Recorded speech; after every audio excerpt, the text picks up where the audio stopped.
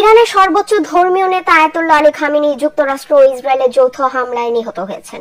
বিষয়টি নিশ্চিত করেছে দেশটির রাষ্ট্রীয় গণমাধ্যম, যেখানে বলা হচ্ছে খামেনির মেয়ে জামাতা এবং নাতিও তার সঙ্গে শাহাদাত বরণ করেছেন। এছাড়া এনবিসি নিউজে মার্কিন প্রেসিডেন্ট ডোনাল্ড ট্রাম্প জানিয়েছেন, ইরানের বর্তমান প্রশাসনের অধিকাংশ শীর্ষ নেতৃত্ব শনিবারের হামলায় প্রাণ হারিয়েছে। সিবিএস নিউজ বলছে, দেশটির প্রায় 40 শীর্ষ কর্মকর্তা এখন পর্যন্ত নিহত হয়েছে।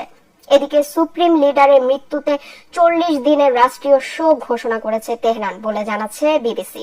ওদিকে আলী খামেনি হত্যার প্রতিশোধ নেয়ার ঘোষণা দিয়েছে Islamic revolutionary guard corps IRGC. বলেছে, মধ্যপ্রাচ্যে যুক্তরাষ্ট্রের সব ঘাঁটি ও দখলদার ইসরায়েলের বিরুদ্ধে এমন সর্বাত্মক হামলা চালাবে যা এর আগে কেউ দেখেনি। বিস্তারিত আদিব মোহাম্মদের রিপোর্টে।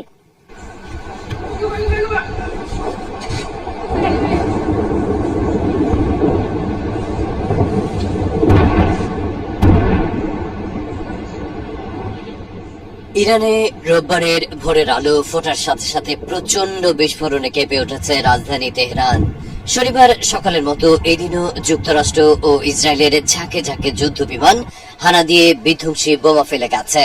গুঞ্জন উঠেছিল আগের দিনের হামলাতেই ইরানের সর্বোচ্চ ধর্মীয় নেতা আয়াতুল্লাহ আলী খামেনি ওয়াশিংটন তেল আবিবের যৌথ হামলায় নিহত হয়েছেন।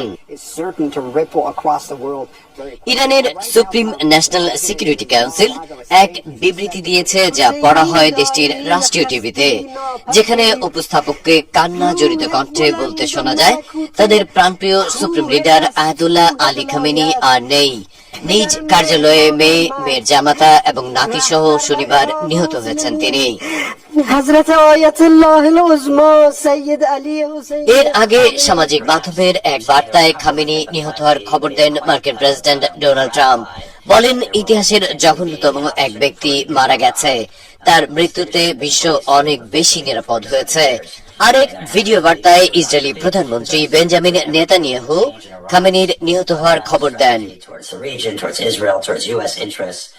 এছাড়া এনবিসি নিউজকে ট্রাম্প জানিয়েছেন, ইরানের বর্তমান প্রশাসনের অধিকাংশ শীর্ষ নেতৃত্ব শনিবারের হামলায় প্রাণ হারিয়েছে।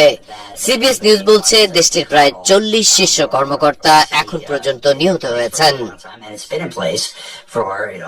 এদিকে সুপ্রিম লিডারের মৃত্যুতে 40 দিনের রাষ্ট্রীয় শোক ঘোষণা করেছে তেহরান বলে জানাচ্ছে বিবিসি।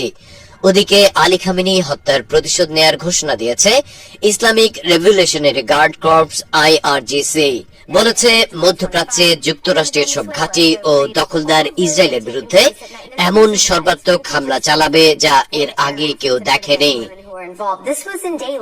আদিব মোহাম্মদ, ATN বাংলা।